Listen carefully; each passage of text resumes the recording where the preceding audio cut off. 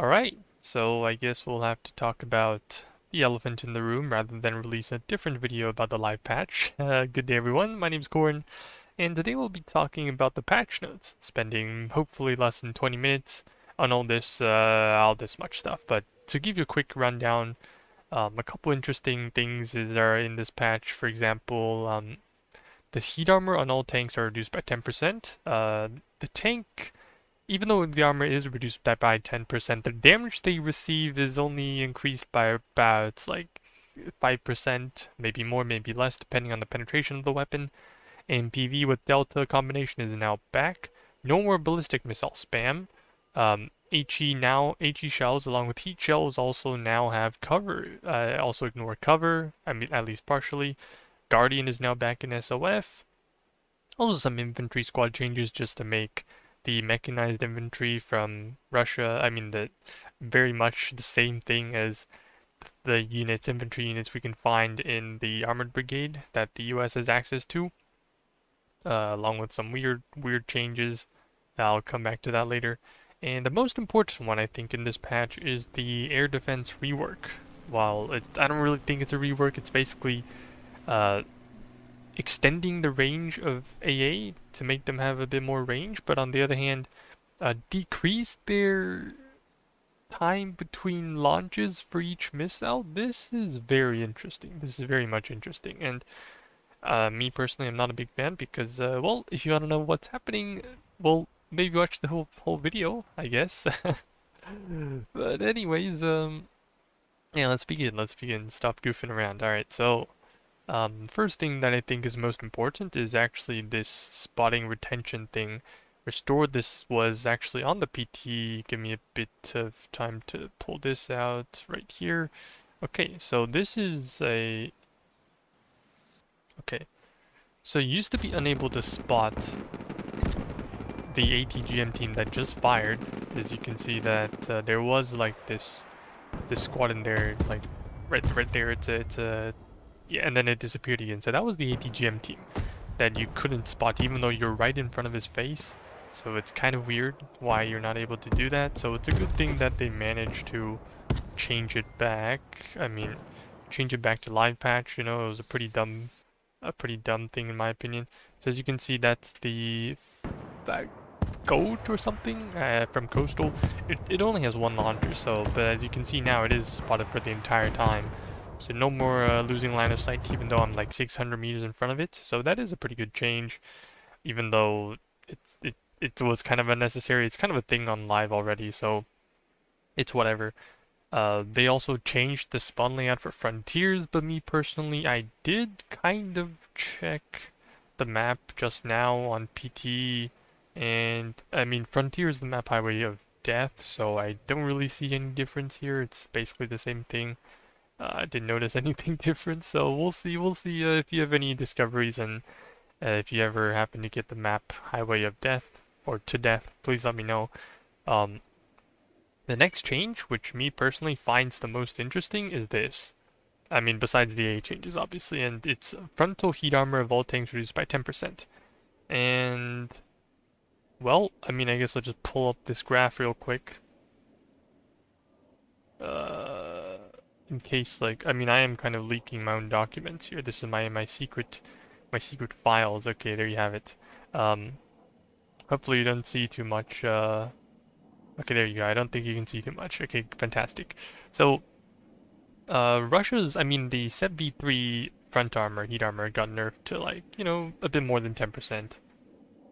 Yeah, and then like, but my point being that most things that used to be able to deal damage to tanks, for example, like the Cornet, the RPGs from Spetsnaz Gruz, the tank shells from the T90, along with the tank shells from every other tank out there. I mean, Russian tank out there.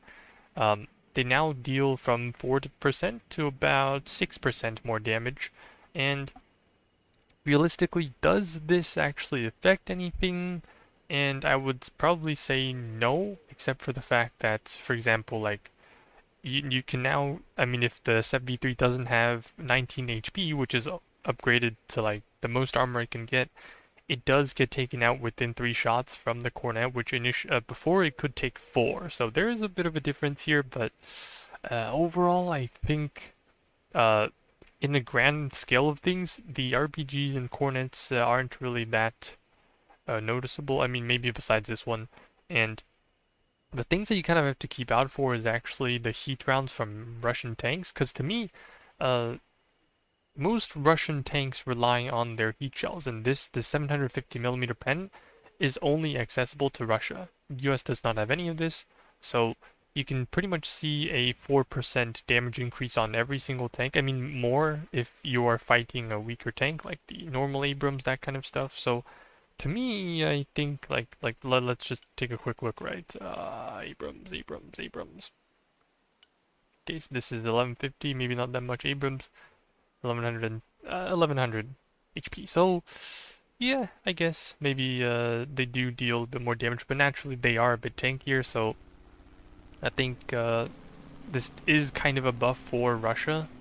At least I think so. And then oh wait, wrong patch. Okay, there we go. There we go. All right, so back to the other stuff. So yeah, for this change, I think it's kind of a small or maybe medium buff for Russia. For Russia, since Russia also relies more on like they don't have top attacking missiles, right? So this is pretty much a buff just for them. And then next change is that the refund timer for all ballistic missile systems, I'm not sure if they did anything for cruise missiles, but is now increased by 6 minutes. Sorry, 4 minutes. And the difference here, I mean, if you want me to give you an idea of what exactly is happening, is now this. So no matter whether you refund something or not, it's always the refund timer is always going to be more than 4 minutes. So let's say previously when you launch a ballistic missile, its resupply time is 2 minutes. If you refund it when it's empty, the resupply time is now multiplied by 2. So it should take 4 minutes on the PTE before this patch, but after it now needs 4 plus 4 minutes, so it's going to be 8 minutes if you try to pull this trick off. So this is mainly just the thing to punish people for refunding their Tochkas. And the better option would probably just to, spend 300 points, leave them on the field, and then just shoot just as often. So yeah, I guess this is just to prevent abuse. Good change. The AMPV is also now back to 12 seats, so you can still use Delta Forces. I'm pretty sure this was a change that was not well received. And then these changes down below, I mean, most of these are just recon vehicles, and they have 2 to 4 seats, just mainly for snipers, that kind of stuff. The Bradley Fist, this is quite interesting because you can now put Cav Scouts in this thing, and that'd be quite interesting, even though in reality this B-Fist does not have supplies at all. So, I mean, if you look here, yep, they have no supplies compared to the CFV, which, can resupply you 1 Javelin. So, I mean, it's still up to you. The B-Fist also does not have the toes, so overall, I would still prefer running the CFV over the B-Fist, even though... Sorry if I pronounced it wrong, by the way. Even though, it can now also carry 3 dudes, so, it is what it is. The next big change is this. So tank shells now have ignore cover, and I do have something. Where is it? Okay, new tank damage. Here. Okay, so what you see here is probably a test just about how much damage they can deal. Hopefully it's not too loud. I'll tone it down a little bit. So I don't really have a comparison because I was about to record this, but then they already changed it. I mean, I can't switch back to live at the moment, so because my internet just turns to all of a sudden. I mean, this is just excuses, right? Surely, fucking YouTuber can't make videos with good quality. But anyways, as you can see here, the tank on the very left is using heat rounds. The tank in the middle is using HE rounds, and the tank on the right, this MP3, is using both the HMG and the heat round. So you can kind of tell that heat rounds now are actually, I mean, any tank round is actually pretty effective at dealing with against infantry inside buildings. Outside of buildings, they I mean, they already work because there's no cover there, right? So this is pretty much just a small buff to help tanks be capable of dealing with infantry that are launching ATGMs at you, when in reality, an IVs actually somehow deal more damage than a tank shell does. And yeah, that also includes a couple more units, including but not excluded to the Sheridan, uh, the engineer vehicle that I kind of forgot the name. Let me just quickly, yeah, in Marines like this, and the CEV. So these guys, this guy's Heshran already ignores 50%, right? But now the Sheridan also ignores us, pretty decent amount. So we can probably see these units utilized a bit more often, even though they are very much vulnerable. So that, cool change. We'll see how it goes. And the next thing is going to be that the Guardian is now moved back to Spec Ops. This is kind of we kind of was expecting it to come back eventually. Just maybe not the Guardian. I was expecting I kind of thought maybe the Longbow should go back instead of the Guardian, because it would be nice if the Airborne got the best Guardian and the SOF still had, terminal guidance Hellfires. So that and the K-52K. This armament is basically the cruise missile one. I'll just show it to you real quick. So I guess people didn't like cruise missile spamming. I don't see this thing that often, so. But yeah, basically resupply is a bit slower now by about 50%. Uh, but since I don't see that much, I can't really comment on it myself. And then now we have the really interesting parts on the about the infantry squads. The changes that they did to both the motorized specialization and the armored brigade, or yeah, that kind of stuff. So I think we'll start with the motorized infantry because there's only one dude. So this is the normal mono pekoka, pekota. So they have one RPG. They have some the PKP and an SVD. This one is pretty good at dealing against units in cover.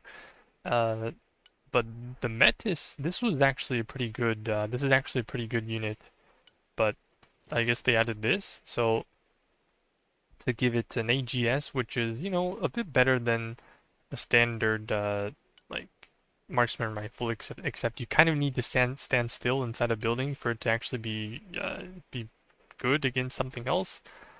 Otherwise, if you keep moving, then it's never going to fire.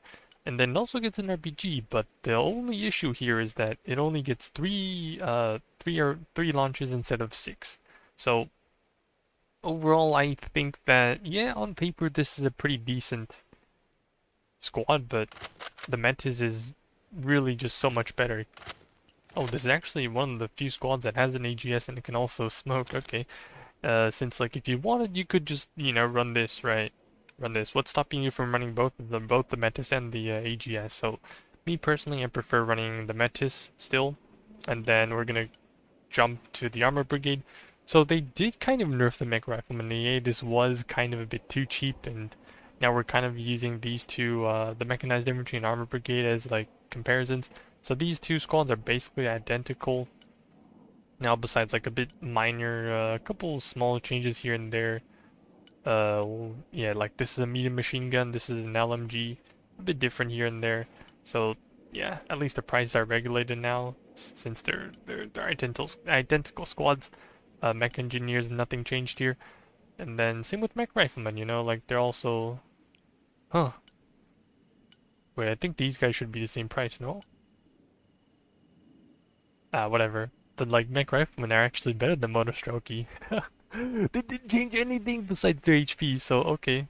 But anyways, I think the thing that people are most interested about is the mech rifleman dragon. This is actually, I think this would be a pretty decent squad actually, because to me, not only does it have the capabilities to like, since think about it, if you use this as a squad to harass your opponents with the MMG, then actually they're gonna try to like fight back using their IVs or something like that. So naturally, if you had a dragon that can actually reach units outside of their autocannon range, that is a pretty decent option. I mean, a pretty decent squad, so it's probably going to qualify as a really good standoff squad, even though it only does get 3 trick dragons. Now, on the other hand, there is something that I have to note down, and that is the fact that its supply weight, I mean the resupply cost of a dragon missile is only 100. So you can actually resupply 2 if you're in a Bradley, and 4 considering that you don't like, drop HP, but realistically probably just 3 more dragons inside the M113. So that's also a pretty interesting thing that you can observe here. So like you can probably have 2 mech rifleman dragons inside an M113, and then they're probably just gonna be a really good area of control unit to zone out IVs especially. So that's a pretty good change, at least I think. At least gives another ATGM to the armored brigade. So I forgot about this, but the airborne Rike, they kind of just got a small change because they used to be unable to. I mean, they used to have the Maws, but the tandem actually was the raw one, so the weaker one, the 450 millimeter penetrating one. So this is obviously I mean, people still use this configuration over the other one because this one only gets, I mean, even though it does get 10 armor, the natural, I mean, it only gets 4 squad members in this squad, so you would prefer to have them outside of range, like outside of like small arms range or like other kind of stuff. And so you could kind of use the sniper rifles on this squad to kind of just cheese your opponent. And now with the fact that it also has a pretty decent like range and penetration on the Maws, I think this Scouts variant would be much more preferred than the fire support. So yep, that's all I have to say about the infantry changes.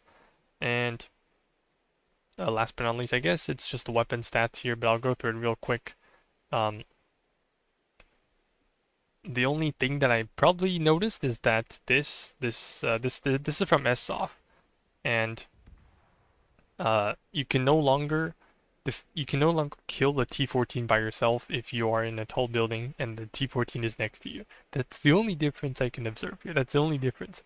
And maybe the Lemur. This is kind of big because it's the MI28, so it's gonna deal less damage. I mean, still a lot considering it does 20 damage by default, but overall damage reduction on these. But to me, I think this is since they already like for example, these are all HE RPGs, so they already penetrate most infantry already. So to me, like it's not gonna be any damage reduced. I think the only difference is that they won't be able to destroy like armored APCs, even though they're lightly armored, they can still tank a couple more shots than before. So that's the only thing I can observe here. And along with the fact that most of their range reduced from 500 to 400, so that's also a good change. At least it makes standoff infantry a bit more relevant. So that engineer teams can't just walk up to 500 and just blast them in the face. Last but not least, it's going to be the air defense system. So this is the part that I talked about at the start of the video. It's going to be really interesting, but you know what? I'm just going to show you a couple clips real quick because it's really funny, alright? It's really funny. So we're kind of going over limits here, but so this is me trying to bomb an F-35. These are 2 S-300s in the back, and as you can see, since they so here's the thing. They actually only fire 1 missile, like as you can see here. Oh, 1 missile, I get hit, but oh well. Probably not the best demonstration here, but you can kind of suicide your planes now. I mean, you always could because they only shot once, right? But hold up. Let me find the other clip. Where's my seat? Oh, go, yo. Okay, watch this. So this is an S-300. Right, it shoots slower. It shoots 6. Its missile launch interval is 6 to 7 seconds, and then this is a prowler with only 2 missiles. Watch it. Just kills it. It just killed the S-300 like that, just like that. So it didn't even need anything. So yeah, pretty weird. But on the other hand, the devs, I guess, they kind of wanted to promote the use of PIVADs, CRAMs, and also the Viryusa from Coastal, but still, that kind of just limits you to use 1 unit or like from one specific specialization, so that's kind of just, you know, weird, but still. Okay, let's test some other things. I mean, let me show you some other stuff. So we have, this is the F15EX, so against like two S300s. So I launched 3 missiles, 3 JASMs, and then there go my seed missiles. I mean, 4 seed missiles are good enough to defeat, yeah, as you can see right there. Like a CJ can overrun 2 S300s by itself, which is pretty crazy actually. And but then then that's the heavy, like the heavier SAMs. So now we have the MSC, which is the medium SAMs. Their shot interval is around, I think it's like a bit longer. It's like 4 to 5 seconds, but overall, it's depending on like where the missile, whether the missile knows where it's going.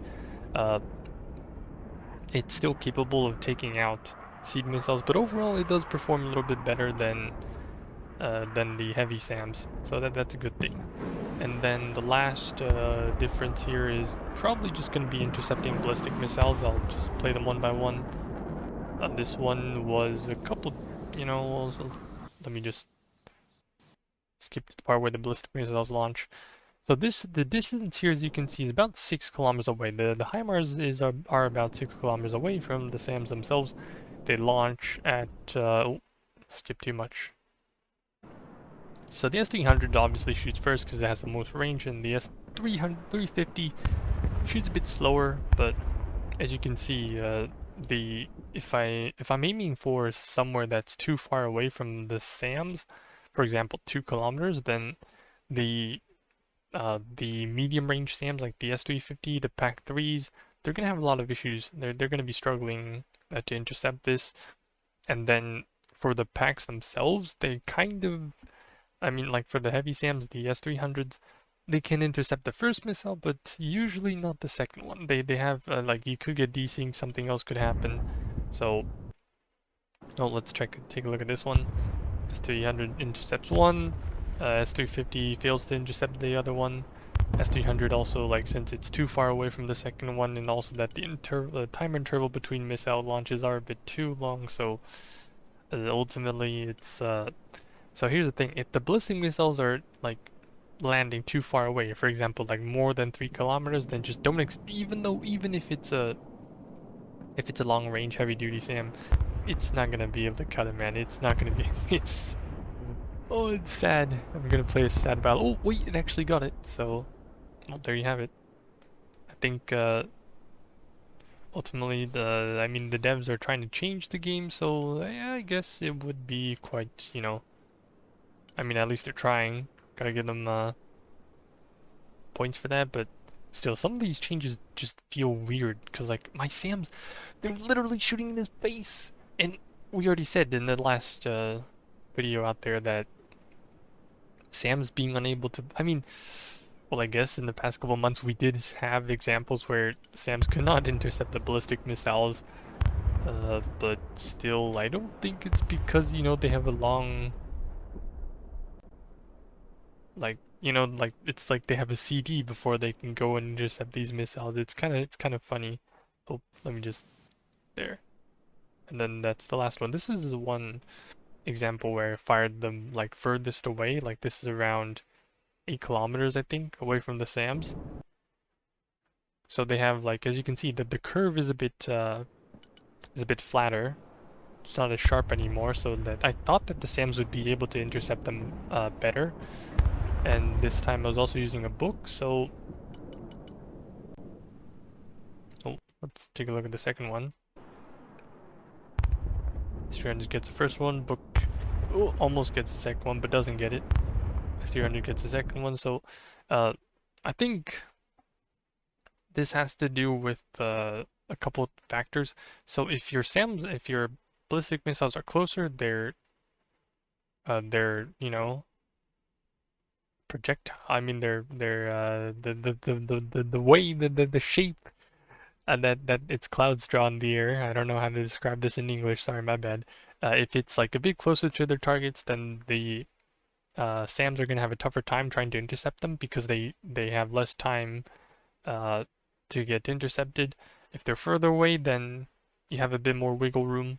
But to me, I think that it's kind of weird, you know, it's just kind of weird that uh, these SAMs really are struggling against Seed Missile. And, well, I just hope that, I mean, we could on paper try it out for a little while longer, but I think it's just not that good of an idea. And yeah, like even though these SAMs do have even more range now, because they did say that, like, oh, like they have like ×3 range against high altitude targets, and oh wait,